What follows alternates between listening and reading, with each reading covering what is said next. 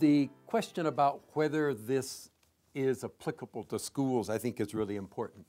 The first part of that is that schools are really different from high reliability, from the organizations that the high reliability work has been done on.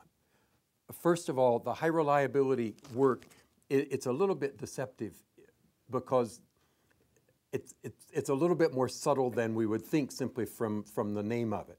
The research on high reliability organizations is really research on how to take extremely tightly engineered environments that have done everything they can to create reliability through engineering and loosen them up a little bit so that they can adapt to surprises.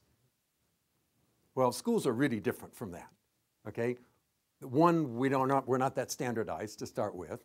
Two, we don't have a knowledge base that gets us anywhere near the sort of 98 or 99% reliability through engineering strategies that these high reliability organizations do. Our work is much more relationship intensive than high reliability. We could go on and on about the differences. But the similarities are also important. One is the public has begun to expect different things from schools. The addition of universal proficiency or a concept like that in our policies around adequate yearly progress, there's this confluence of concern for economic progress and concern for education for democracy, both indicating that we have to bring essentially all kids to a certain high standard rather than saying that schools succeed by doing really well with some kids. Right? So there's been this very significant shift in the way that we define success in schools that really does point us in the direction of the high reliability work. Given that, it seemed to me that these four accomplishments of high reliability organizations are just as important for schools as they are in high reliability organizations.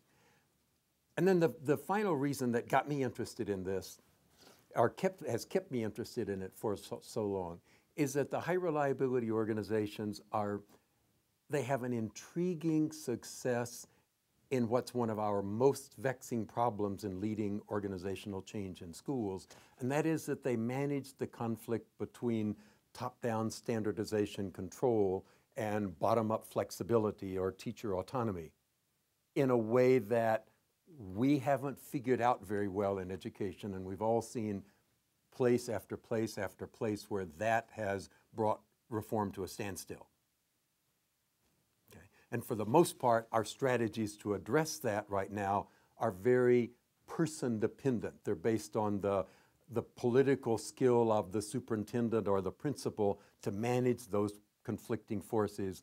But this is the first place that I've seen kind of a scalable organizational strategy that addresses those conflicting forces that we have to confront in stimulating, in leading any kind of change within our public education context.